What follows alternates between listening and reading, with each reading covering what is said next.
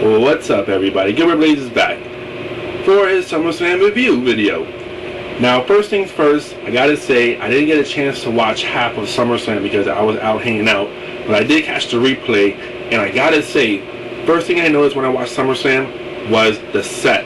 The set of the whole, like, you know, the entranceway, the video wall, everything was amazing. It reminded me of WrestleMania, and I really enjoyed that. Production value was extremely good. So let's get started with the first match, the opener, MVP versus Jeff Hardy. This was a solid opener. It was very good. It was decent. It could have been better. It wasn't as better as Shelton Benjamin and Jeff Hardy's match, but it was what it was. It was really good. And at first, you know, I predicted Jeff Hardy was going to win because he's been kind of on a losing streak lately.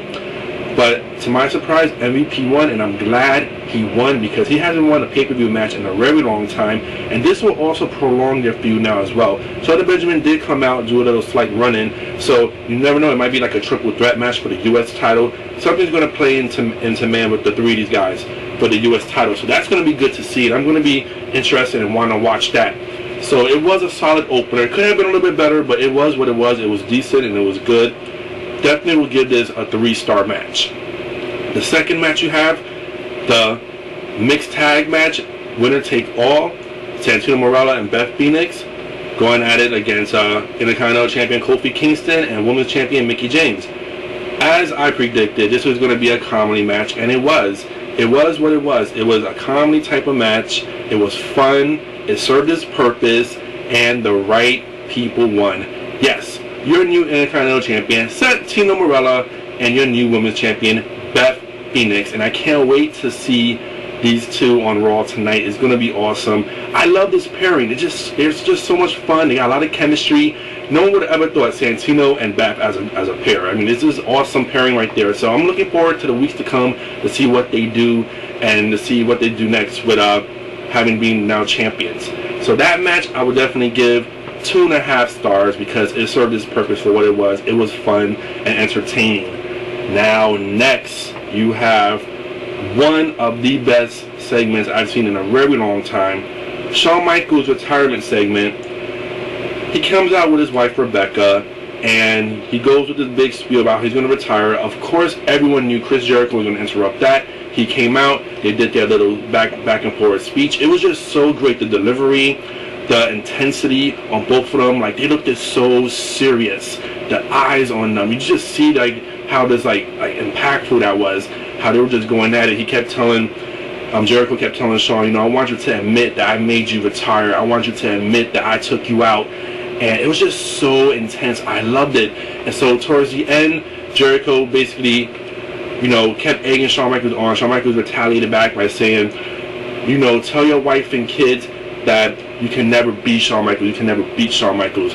So as he was about to leave, Jericho went to sucker punched him. Michaels got out the way and he hit Rebecca full on punch right in the lip. I mean, it was a stiff shot. It was very, very real because if you've seen her lip, she got a fat lip. It was bleeding a little bit. It was swollen. So I don't know if that was planned like that or it was just an accident by Jericho, but it was what it was. It was a great segment. And what I liked about this was, yes, it reminded me of what Robert Roode did to Sharmell. But if you notice, you know, the announcers were dead silent. They were quiet.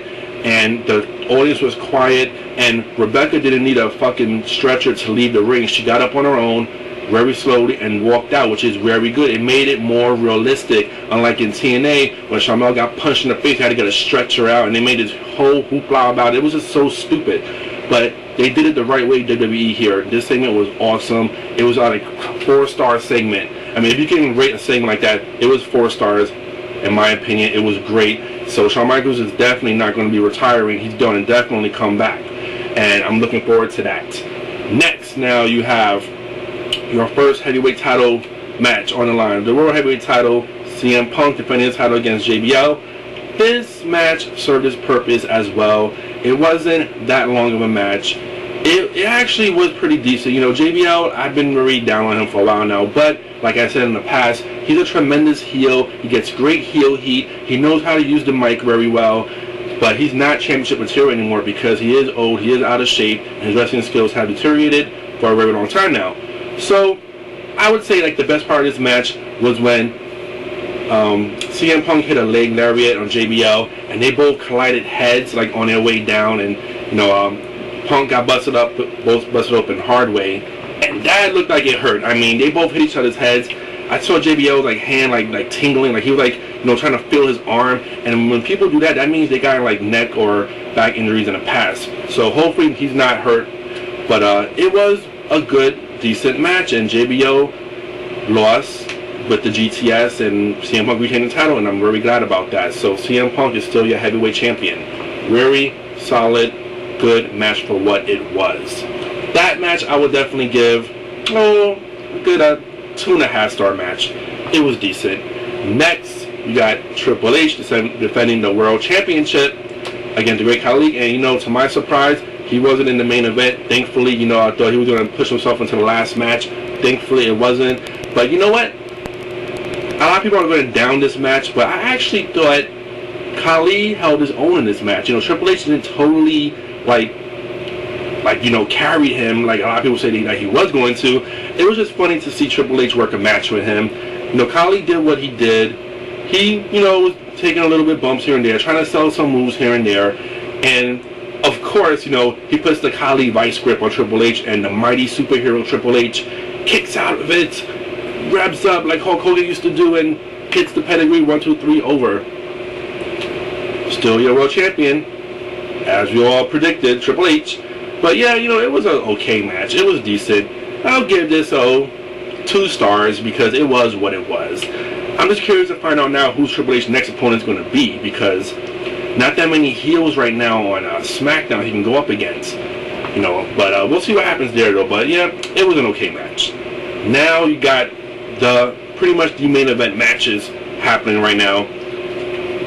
Because if you notice, you know, it's so weird, like for a pay-per-view, the World Heavyweight titles, both heavyweight titles, wasn't really that big of a match. So the non-title matches were a lot better. So with that being said, you have John Cena versus Batista.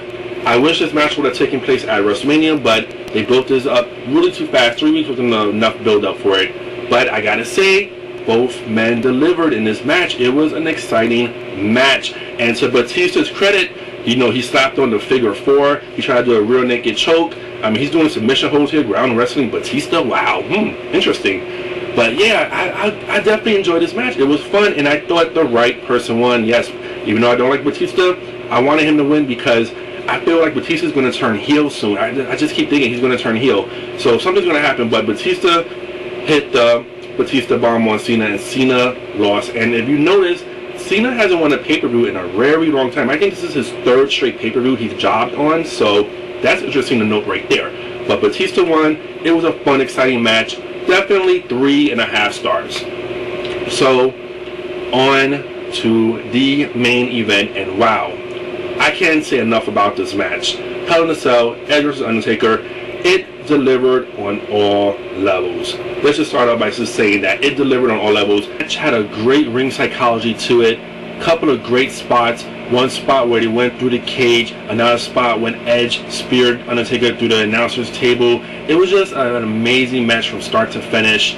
But like I was talking about the finishing, yeah, it was obvious that Undertaker was going to win. It would have been great if Undertaker, the WWE would have tried to just, you know, swerve us and have Edge win, but it was highly likely that was going to happen. But now talk about the ending. Now, yes, I realize Edge burning flames was a symbolizing of Edge going straight to hell. But I kind of thought it took away from the match to fire because it was like so fake. It's so obvious that Edge ain't dead and Edge ain't going to go nowhere. So now the question is, he's going to take a couple of months off, I hope, because he does need some time off. But how would they bring him back knowing after he got put through fire and stuff like that? So that's the only reason why I thought, okay, it was a great match, but the ending was a little wishy-washy. But it was an outstanding match nonetheless. It was a great 4 and a 3/4 star match. It was an amazing match, but just the ending, I felt a little wishy-washy with it. But maybe 2 weeks to come, I'll get more better to it. So that's my SummerSlam predictions. Hope you liked it. Rate, comment, and enjoy. See you later, folks.